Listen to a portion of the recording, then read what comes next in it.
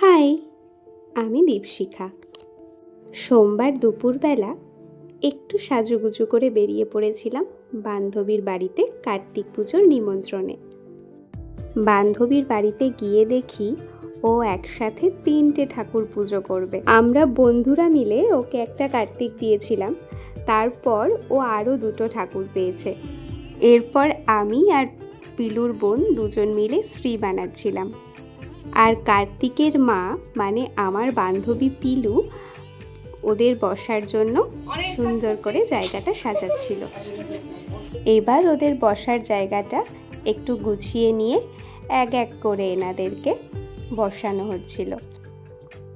আর এদিকে এদের মা সারাদিন নির্জলা উপোস করে একদম ক্লান্ত হয়ে পড়েছিল। 3জনকে পুজোর জায়গায় বসানো কমপ্লিট। তারপর আমি চিঠিগুলো খুলে সবাইকে পড়ে শোনাচ্ছিলাম। সন্ধেবেলা পুজো শুরু হয়ে গেল, আর এদিকে আমাদের পিলুরানি গিন্নিমা সেজে একদম রেডি। এরপর বরণ করে পুজো শুরু হলো, আর পিলু পাকা গিন্নির মতো কি সুন্দর বরণ করছে, আমরা সবাই দেখছিলাম। এরপর বড়দের অনুমতি নিয়ে ওরা পুজোয় বসলো।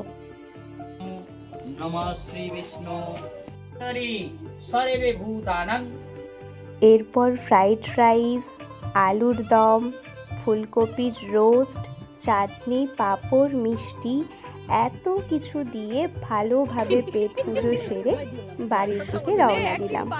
আজ তাহলে আসি, টাটা বাই। আমি এবার যাই।